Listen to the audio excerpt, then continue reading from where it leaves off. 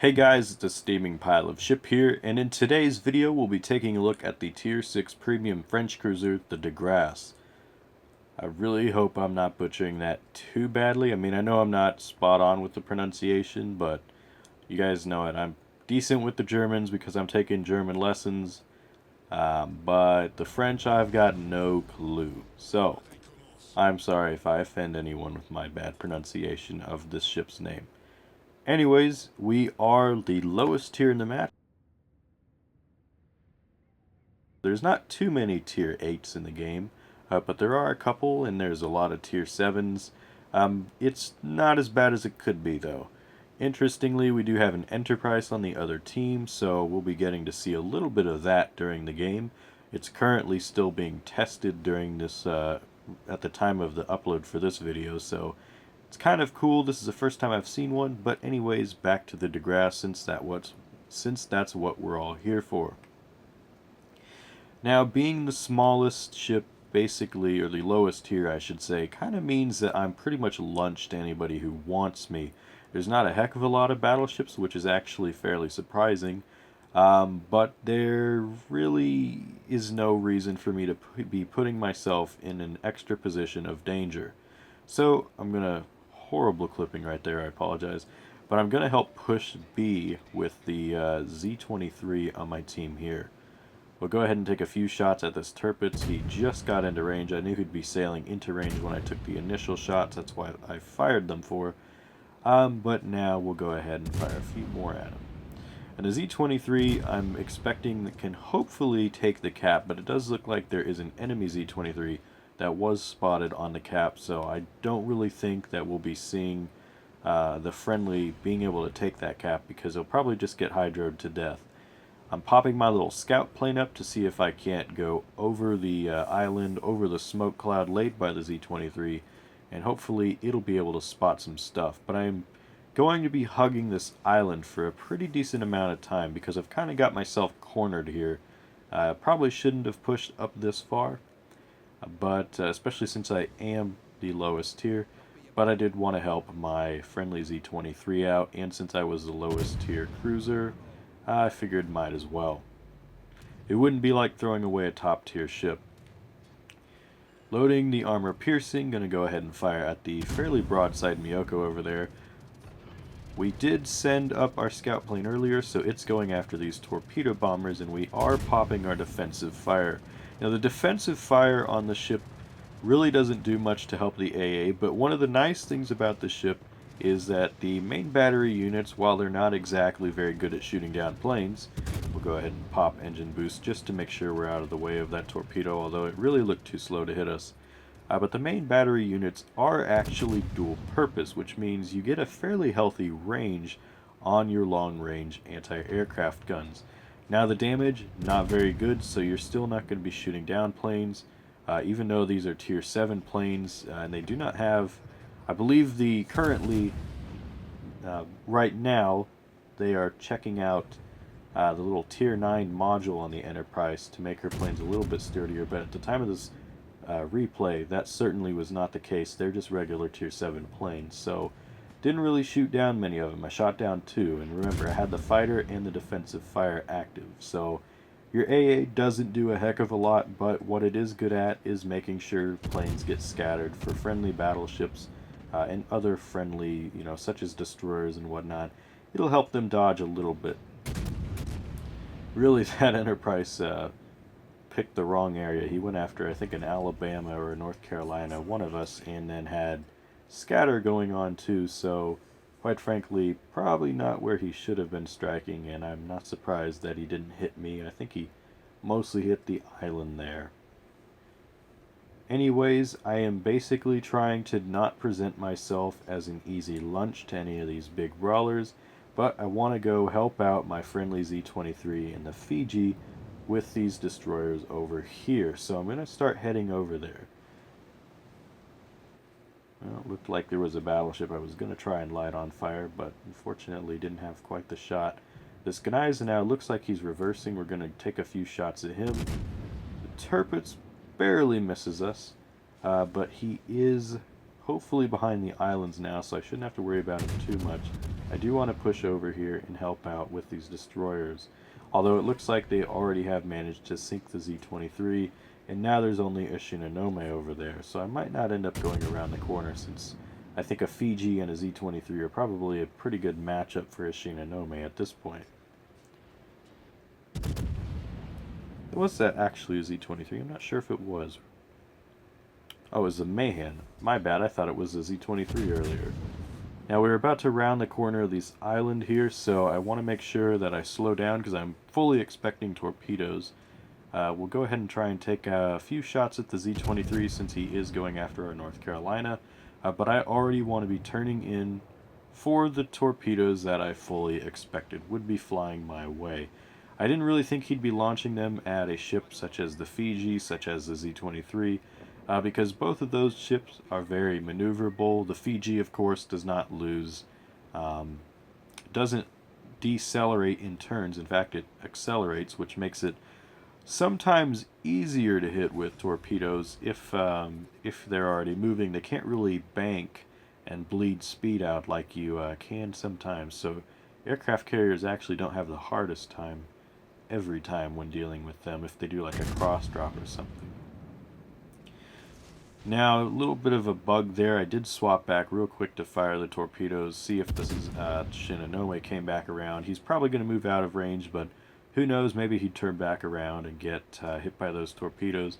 The torpedoes, I think they're fine at tier 6. One of the problems with the French torpedoes, I think, is at tier 10 you still only launch 3, and they're pretty much the same damage and whatnot as they are as you go up the line. So tier 10 they're pretty lackluster, but at tier 6 the torpedoes are okay, especially considering they do have a 9-kilometer range, so you'll be firing them for a long time. You can't even get close to stealth firing though, and that is a bit of a bummer. I kind of wish that the well, I shouldn't say I wish that cruisers would be able to stealth fire. It would be a little bit nicer to help combat the heavy battleship meta, but realistically, it would have been a neat little perk, kind of like Duca d'Aosta has. Anyways, that is the first tick of damage that we've taken from the enemy. The Tirpitz does go into a smoke cloud, so we're not going to really bother with him anymore. I want to try and get back towards B. However, this ship really is not a ship that you want to be taking any damage at all, and it's very, very squishy. I believe on the what is it, the little premium shop page or whatever, or maybe it was when they unveiled it on the NA portal, it said something along the lines of if you wanted a more sturdy cruiser, if you didn't want something as you know, poorly armored, then you'd get the Indianapolis. And I thought to myself, I've played the Indianapolis a bunch, and this must be pretty dang squishy if they're saying it is sturdy compared to the Grasse. So yeah, that pretty much says enough right there. If you've played the Indianapolis, you'll know that it's not sturdy, and if they're calling it sturdy, this thing really must suck. So you basically have to make sure that anytime there are enemies, you want to be the least appealing target for them to hit. Now the speed boost helps you out because it does make it a little bit harder for them to hit. I think people are starting to get used to having to lead a little bit more when we're using, you know, going up against French cruisers. Nice chunks of damage on the Z-23 there. Don't know why he's reversing. But realistically, it does help you, you know, to lose less speed when you're in turns, and also have a fairly decent top speed whenever you're fully, you know, just going in a straight line. Gonna try and lob some shells over the islands on the way to this Alabama, and the shells are fairly floaty on the Grasse. They're not, I don't think they're quite as bad as the Cleveland, although I haven't played Cleveland for a while, so don't take my word completely on that. But I want to say they're a little bit better than the ones on Cleveland, but realistically they still float quite a ways.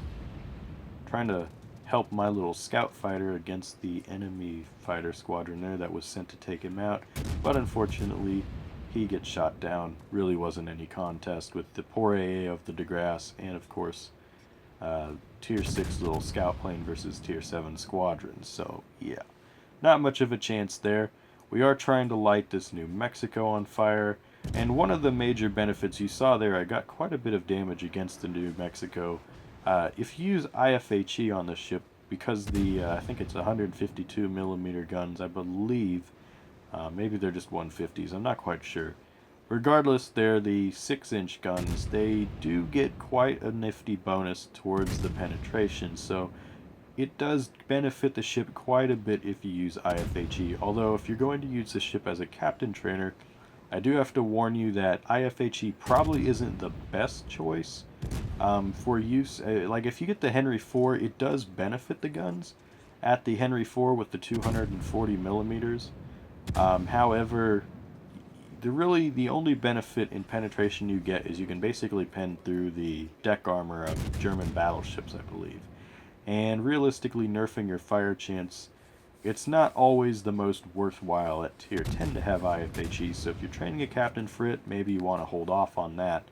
However, for tier 6, it's a much better choice than something like AFT, I think, since the AA is so weak. And obviously it's much better than manual AA as well, so yeah.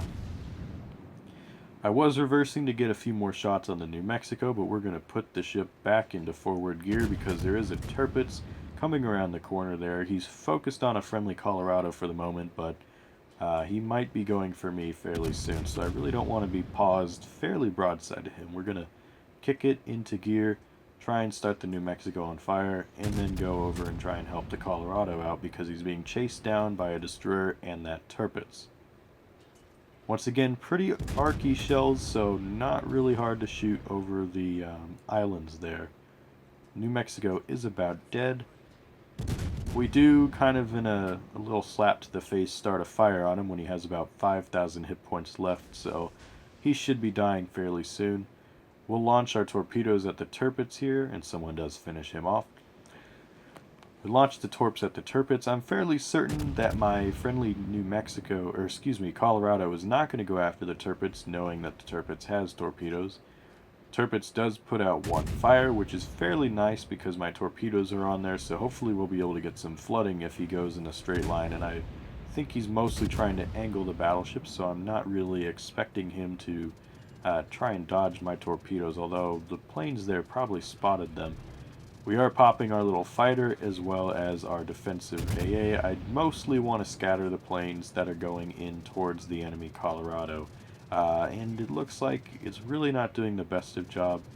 Unfortunately, he had to dodge torpedoes from the Shinonome, from the carrier, and finally from the Tirpitz as well. So it wasn't really fair to him. I wasn't able to do too much to him, or to save him, but yeah.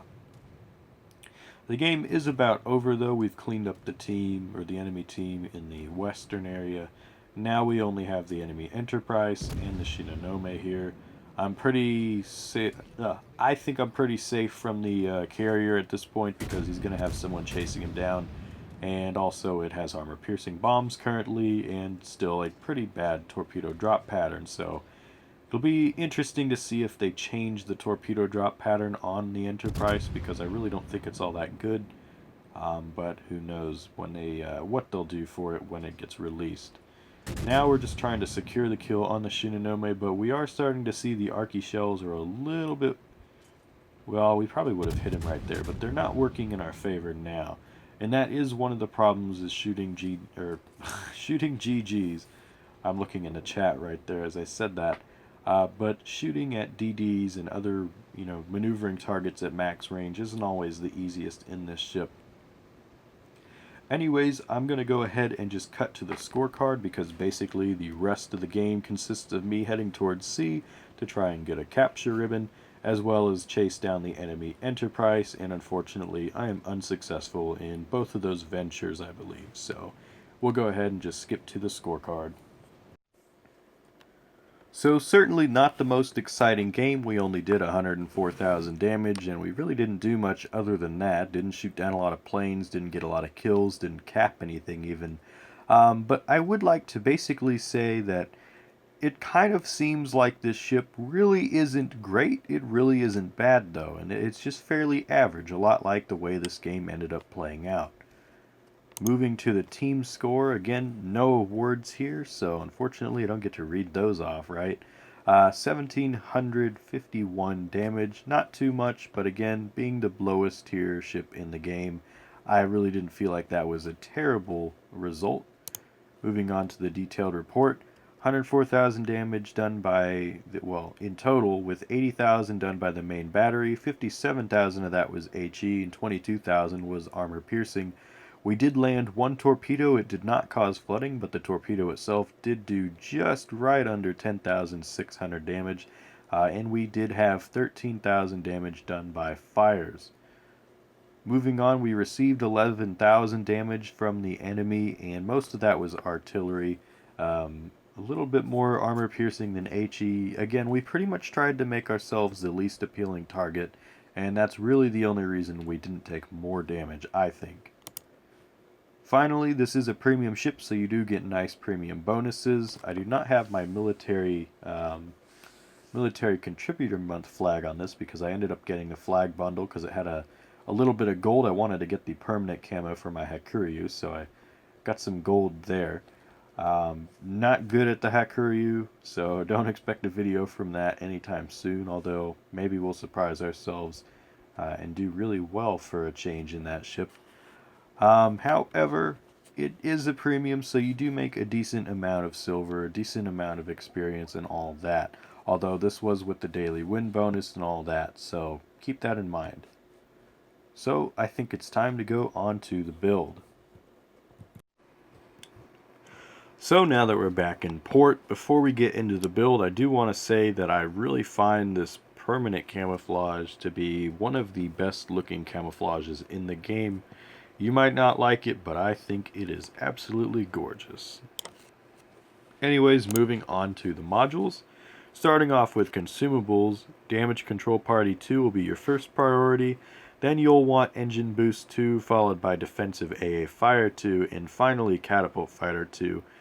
If you're not playing ranked with this ship, it looks like Tier 6 is going to be the new, or the tier that ranked battles are going to be played at this time around. I don't think it's been 100% confirmed. Maybe it has. However, if you are playing ranked in this ship, or plan on it if it's Tier 6, I would get the Catapult Fighter 2 because this will hopefully allow you to have quite a bit of vision advantage over the enemy team. Being able to see over, if you're in a smoke screen with someone, being able to pop that and giving your team vision while the enemy team can't see you, especially since there won't likely be radar at Tier 6, unless Wargaming releases a premium with radar at Tier 6. Realistically, not going to be a lot of radar, so this will be handy for spotting outside of your smoke that you'll likely be hiding in. Because it seems like every ranked season, that's eventually what happens. Moving on to upgrades, you'll want Main Armaments Modification 1, and that'll help keep your nice little turrets, which also count as AA guns, in the fight. Moving on to the second slot, you'll want AA Guns Modification 2 to help give you a little bit more range to your dual-purpose anti-aircraft guns here.